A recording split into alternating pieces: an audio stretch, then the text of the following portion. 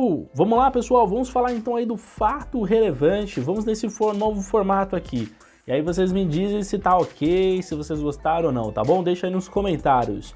Mas bom, vamos lá, vamos falar do AFOF11, esse que é um FOF, né?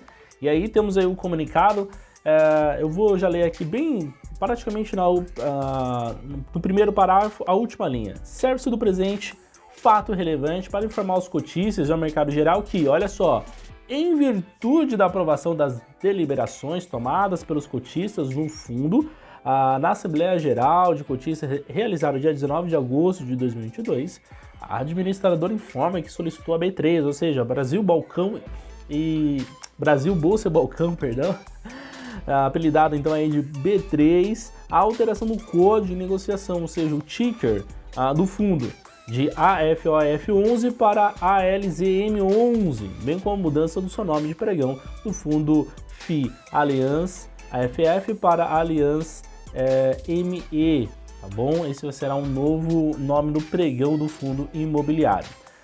Com isso, as cotas passarão a ser negociadas sobre o novo ticker em novo pregão a partir de amanhã, dia 13 de setembro. Então, não fique preocupado, tipo, o que aconteceu, onde foram parar as minhas cotas do fundo AFOF11, não se preocupe porque vai estar aqui com esse nova nomenclatura, tá bom? Bom, pessoal, vamos falar aí do BETRA11, esse fundo imobiliário que é muito recente, né? Ele começou a ser negociado a partir do ano passado, mas já está dando o que falar. Sem mencionar que ele tem também uma proposta bem inovadora e, na minha opinião, bem interessante. De qualquer forma, vamos falar sobre o fato relevante. Eu destaquei para vocês as informações, tá bom? Dia 1º de agosto, com relação aos imóveis descritos nas matrículas 9.203, 9.204, 9.205 e 9.533, registrado lá no cartório de Mato Grosso. Vou pular essa parte toda, tá bom? Vamos aqui para o segundo destaque, tá bom? Na data de hoje, no caso esse aqui foi de semana passada, tá bom? Mas eu quis colecionar algumas informações, alguns fatos relevantes antes de falar a respeito. Ele coloca na data de hoje um fato do fato relevante foi divulgado, que foi semana passada, tá bom? De qualquer forma, tomou conhecimento através da imprensa local da ocorrência de incêndio em um silo e túnel localizados que integram a infraestrutura de suporte presente nos imóveis. E aí, por que eu resolvi? Porque esse fundo imobiliário já está tendo esse problema com o Milton, né, o senhor Milton. E aí eu preferi aguardar os fatos relevantes, ter mais informações. De qualquer forma, diante disso, também na data de hoje, ou seja, no mesmo dia que teve incêndio, ficou sabendo através da mídia, foi protocolada uma petição para que a desembargadora relatora da terceira Câmara do Direito Privado do Tribunal de Justiça do Mato Grosso autorize a imediata reintegração de posse dos imóveis em favor do fundo, uma vez que a reintegração havia sido provisoriamente suspensa pela desembargadora relatora para análise do mérito do recurso que lhe foi dirigido pelo superficiário dos imóveis. E aí o fundo vai colocar algumas justificativas, vamos dar uma olhada nelas. Então as justificativas aqui eu destaquei, são 4, tá bom? O fato relevante continua da seguinte forma. No pedido apresentado ao fundo, reforça os argumentos de que, primeiro, os imóveis não estão embarcados pela recuperação judicial, que o Sr. Milton já deu entrada. Segundo, os imóveis ou mesmo o direito de uso de superfície não foram considerados como bens essenciais pelo juízo de recuperação judicial. É muito importante falar isso, né? O BETRA11, ele, ao invés de ele comprar um prédio, um exemplo, e colocar para alugar o prédio, ele faz de uma forma bem diferente. Ele compra o terreno e empresta, né? Aluga esse terreno para o fazendeiro, e o fazendeiro então pode cultivar nessas terras e com a safra pagar uma espécie de aluguel. O fundo não trata dessa forma, mas é só para ficar bem fácil para você entender. Então, aí por isso que vem a justificativa, né? Então, os imóveis ou mesmo o direito de uso de superfície não foram considerados como bens essenciais, por isso tem que fazer a reintegração de posse, porque provisoriamente o fundo meio que deixa, é igual você alugar a casa, provisoriamente está com um inquilino. Terceiro, a cessão da posse dos imóveis pelos superficiários foi realizada de forma indevida por terceiros não autorizados. E quarto e por último, a remuneração prevista no contrato de uso da superfície dos imóveis não foi paga. Ou seja, além de o senhor Milton, né, tá aí entrou com recuperação judicial, tudo, ele não pagou, ele não tá pagando os aluguéis, vamos assim colocar para ficar bem fácil. Então, já que ele não tá pagando, o fundo quer o terreno de volta para que ele possa então fazer ali o que precisa, né, da recuperação do terreno para o solo e alugar para outra pessoa que vai então cultivar e vai fazer os pagamentos. Mas não termina por aí, vamos ver o próximo e último, que aí é o fato relevante, que é muito importante na minha opinião.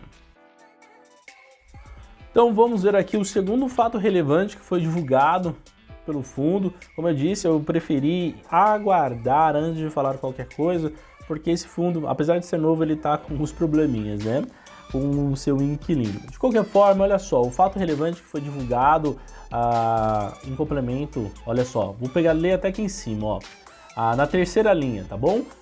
O fundo vem pelo presente em complemento ao fato relevante divulgado no dia 2 de setembro, ok? Isso tudo semana passada. Informou que registrou uma ocorrência junto à Polícia Civil do Estado do Mato Grosso para que sejam apurados o motivo e a extensão dos danos causados em um silo e um túnel que integram a infraestrutura do suporte presente nos imóveis descritos na matrícula 9.203, 9.204, 9.205 e 9.533. No segundo parágrafo, considerando que a desembargadora relatora da terceira Câmara do Direito Privado do Tribunal de Justiça de Mato Grosso suspendeu provisoriamente os efeitos da decisão de reintegração de posse para melhor análise do caso. O fundo ainda não tem um conhecimento sobre a origem nem sobre a extensão dos danos causados pelos atuais ocupantes dos imóveis. O fundo reitera que a irregularidade da ocupação dos imóveis pela agropecuária Petra é um dos motivos do pedido de rescisão antecipada do contrato de direito real de superfícies firmado com o senhor Milton Sela e senhora Roseli Sela. É bem complicado, tá vendo um caso de polícia, obviamente porque teve incêndio e aí precisa ser apurado, e como também agora, como nós vimos no fato relevante anterior, o fundo entrou com integração imediata, mas foi bloqueado ali, né? Foi assim, vai ser analisado da melhor forma e para que não seja tomada nenhuma decisão incorreta, a desembargadora preferiu não, vamos suspender essa reintegração de posse. E aí o fundo falou, então, já que vai colocar em pausa essa reintegração, vou colocar a polícia justamente para saber qual foi a origem e qual é o tamanho da extensão. Sem mencionar que agora nós estamos tendo outras empresas, né? Tá tendo outras pessoas na qual eu não aloquei, né, a fazenda ali, e tem outras pessoas dentro dela. E o fundo está tentando ter o maior controle possível sobre tudo, né?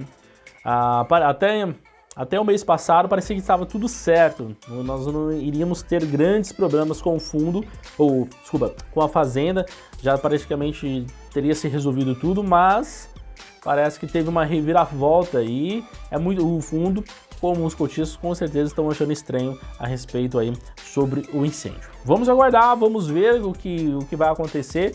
Espero que tudo isso não passe nada mais do que realmente um acidente. Mas vamos ver os próximos fatos relevantes.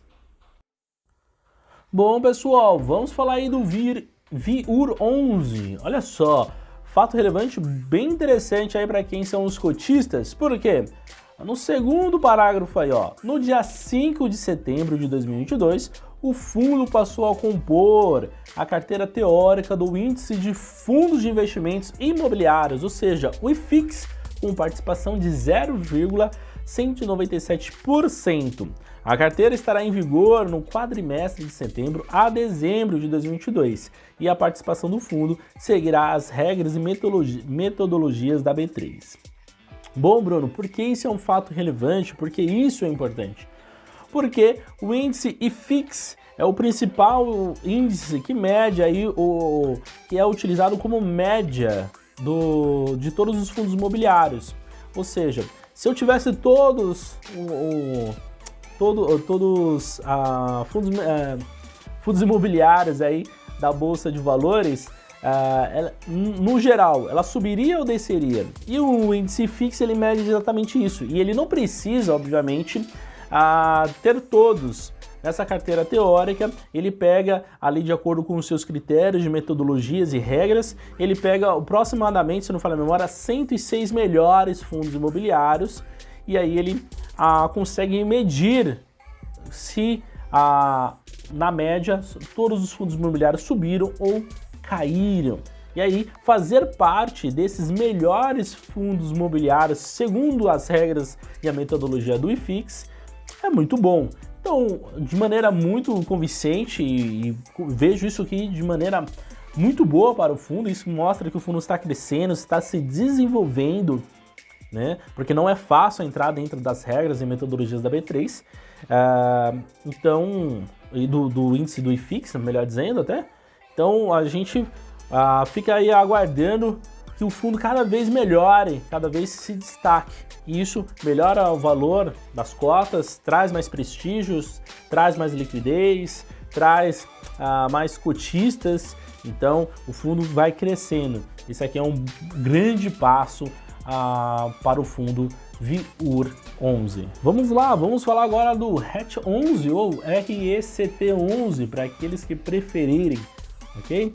Bom, vamos falar aqui de uma coisa não tão agradável, mas vamos ler um fato relevante, aí nós vamos ter uma visão completa. Bom, a BRL Trust, distribuidora de títulos, valores imobiliários, aí vem comunicar aos cotistas e ao mercado em geral que recebeu da BR Properties SA, acho que é assim que se fala, o valor inferior de garantia de aluguel mínimo mensal ao que foi acordado nos instrumentos particulares de compromisso de venda e compra de imóveis e outras avanças, celebrado em 11 de janeiro de 2019 e em 27 de novembro de 2019, em seus respectivos adiantamentos, ou seja, os contratos referente à aquisição do imóvel situado na Avenida Ayrton Senna, 2200, na Barra da Tijuca, Rio de Janeiro. O pagamento realizado foi de R$ 303.078,31, alegando a BR SA que discorda da forma de cálculo da garantia do aluguel mínimo mensal, ao qual vem sendo aplicada desde o início da obrigação, ou seja, desde o ano de 2019. E efetivamente paga desde março, foi pago então desde janeiro e foi até março de 2021. A diferença de R$ 411.007,92 representa no rendimento por cota de 4 centavos, podemos assim colocar, né? 0,0481 por cota. De qualquer forma, isso é um problema, porque 4 centavos faz toda a diferença. Eu sempre falo que cada centavo faz muita diferença no rendimento, na distribuição dos rendimentos. Então, o fundo e a REC, a gestão de recursos na qualidade de consultor especializado, estão tomando todas as medidas cabíveis para defender os interesses dos cotistas e do fundo, incluindo a contratação de escritório de advocacia especializada. Então é bem provável que, com certeza, isso aí houve para chegar nessa situação. O fundo e tanto a BR conversaram, né, trocaram seus e-mails, tiveram reuniões, mas por algum motivo entraram em desacordo, por mais que eles estivessem pagando, e é bem provável, pelo jeito que o fundo deixou transparecer, a impressão que eu tenho é que vai ter que ir para medidas judiciais. Espero que não chegamos a tanto, né, que tudo seja resolvido quanto antes. Mas a BR, né, porque é só agora, né, quase 2 anos, quase 3 anos depois, agora quer mudar? Um pouco estranho. O que mudou? O fundo poderia talvez até colocar essa situação, né, dizendo por que eles estão discordando, qual foi a metodologia, enfim, inclusive para deixar os cotistas um pouco mais tranquilos, mas não colocaram, né, deixaram essa informação e dificilmente o fundo cederá, né? Vamos ver como que vai ser o desfecho dessa história. Bom, pessoal, vamos falar aí do HGLG11. Olha só, o fundo tá recebendo dinheiro porque fez vendas. Então vamos ler um fato relevante para entender exatamente o que está acontecendo, tá bom? Bom, o fundo vem em complemento ao fato relevante publicado na data do dia 26 de março de 2020, ou seja, tem 2 aninhos aí que já foi divulgado esse fato relevante falando sobre a venda. Bom, de qualquer forma, vem informar os cotistas do mercado em geral que nessa data o fundo recebeu o valor de R$ 20.376.747,41, que quitou a venda dos ativos na região de Atibaia.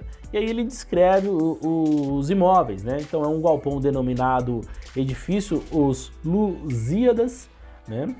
Localizado lá na rodovia Dom Pedro I, quilômetro 87 em Atibaia, perdão. Os módulos 9, 10 e 11 do edifício Onyx, localizado na Avenida Tégula, número 888, em Atibaia também. E por último, o galpão denominado Albatroz, que fica ali na rodovia Dom Pedro I, quilômetro 90, 3 quilômetrinhos depois aí do primeiro imóvel, em Jarinu. Nossa, Jarinu. Nome diferente, eu nunca ouvi falar nessa cidade. De qualquer forma, até a data da escritura ortogada, em dia 26 de março de 2020, o investimento total, considerando custos de aquisições e benfeitorias, foi de R$ 73.239.321,80, o equivalente por metro quadrado R$ 2.378,73.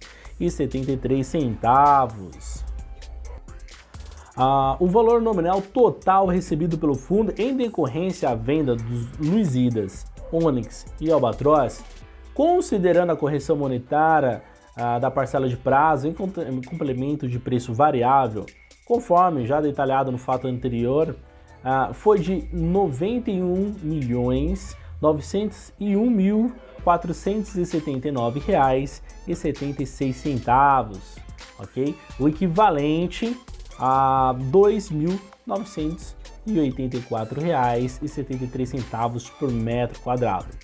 Com os recebimentos de todas as parcelas do preço nos termos indicados acima, a operação gerou um lucro de regime de caixa de R$ 18.672.157,86, ou equivalente aproximado aí, para ficar mais fácil, 80 centavos por cota, considerando os atuais 23.456.675 cotas do fundo.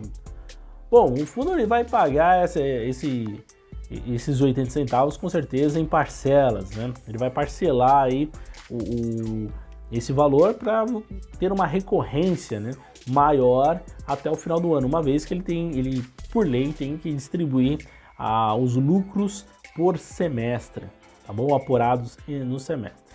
Bom, vamos ver como que vai ser o próximo distribuição de rendimentos, hein? Você, cotista do HGLG11, fique aí ligeiro, porque pode ser, vai que o fundo quer agraciar a gente aí de uma paulada só. A gente não reclama não, desde que tenha uma recorrência nos próximos meses, tá tudo certo.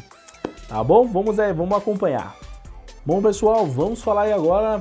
O último fato relevante de hoje é o VGIR11, esse fundo imobiliário que ele vem aí para deixar esclarecido algumas situações. Você já está vendo um fato relevante aí, para ninguém ficar preocupado, hein? Vamos lá, olha só, no segundo parágrafo, o fundo aprovou, conforme ato administrativo publicado no dia 8 de setembro de 2022, o desdobramento das totalidades das cotas, utilizando por base a posição de fechamento do fundo em 8 de setembro de 2022, na proporção de 1/10, ok? De forma que, depois do desdobramento, para cada cota existente, serão atribuídas, melhor dizendo, o respectivo titular 9 novas cotas, totalizando 10 cotas. deixa eu explicar isso aqui antes que a gente continue. Quem tinha uma cota, como houve um desdobramento de 1 por 10, então é como se você tivesse uma cota e ela fosse dividida por 10, tá bom? Então você tinha uma, vai aparecer mais 9, totalizando 10, é isso que está dizendo aqui, um fato relevante, ok? Bom, então vamos lá para o terceiro parágrafo. As cotas do fundo passaram a ser negociadas de forma desdobrada a partir da abertura do mercado no dia 9 de setembro, ok? De 2022.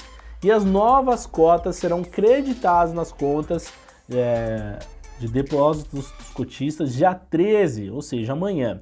Então já aconteceu o desdobramento, eu estou trazendo para vocês, para que fique tranquilo, tá bom? Só houve um desdobramento, ninguém perdeu nenhuma cota e ninguém ganhou cotas novas, tá bom? E nem o valor das cotas caíram, elas continuam proporcionalmente iguais ao VPA, o valor patrimonial, isso não muda. Então, a partir de amanhã, então vai ter o pessoal que, por exemplo, se eu tinha 10 cotas, amanhã eu vou ter 100. É mais ou menos essa ideia. Você pega o número a quantidade que você tem de cotas e multiplica por 10. Dessa forma, o fundo que contava com 7.570.776 cotas passará, a partir do dia 9 de setembro, para 75.707.670 cotas no total. É muito importante, na minha opinião, esse tipo de desdobramento, porque, pessoal, muita gente, não sei se, eu acredito que vocês já passaram por isso. Quantas vezes você faz lá os seus depósitos na conta corrente, ou na conta da corretora, e aí você faz as suas compras. E quando você faz as suas compras, ele, sei lá, a cota do fundo custa R$100,03, ou R$103. Você não vai depositar geralmente 103, você vai colocar 110. É muito mais fácil de trabalhar com números inteiros. Então, sempre fica sobrando aquele dinheirinho na corretora. O que, na minha opinião, é muito ruim, porque o dinheiro fica parado e você quer aplicar esse dinheiro em algum local. Você já destinou aquele dinheiro para algum local. Infelizmente, na Bolsa Brasileira, a gente não consegue comprar frações, né? Igual nos Estados Unidos. Por exemplo, eu tenho R$105, ou sei lá, R$103,95. E eu quero comprar R$103,95 de uma ação que custa, por exemplo, igual da Google, custa mais de $1.000, uma única ação. Mas eu consigo comprar exatamente R$103,95 de uma fração de uma ação que custa mais de $1.000, porque eu consigo comprar fracionado. Eu vejo que essas ações que o fundo acaba tendo é justamente para isso, conseguir ajudar o investidor a comprar, investir. Às vezes você tem R$100, você quer distribuir em 2 fundos. E se você tem 2 fundos que custam R$100 cada cota, como você vai colocar? Então você consegue distribuir, você consegue utilizar metade comprando 5 cotas de um e 5 cotas do outro. Você consegue diversificar. Isso ajuda muito os investidores que estão iniciando, os investidores de porte pequeno e até médio ali que já estão, porque investidores de médio porte aí consegue, depois de um certo tempo, aí sim comprar mais cotas, e aí essa questão de R$100 não entra no mérito. Mas fica então a dica, ok? O fundo está pensando nos cotistas quando faz esse tipo de situação.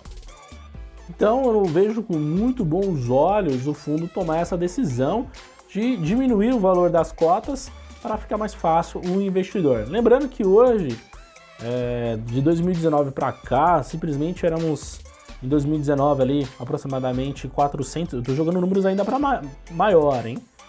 Tô arredondando para mais. Eram aproximadamente 400 mil investidores, de repente, em 2022 nós somos mais de 4 milhões.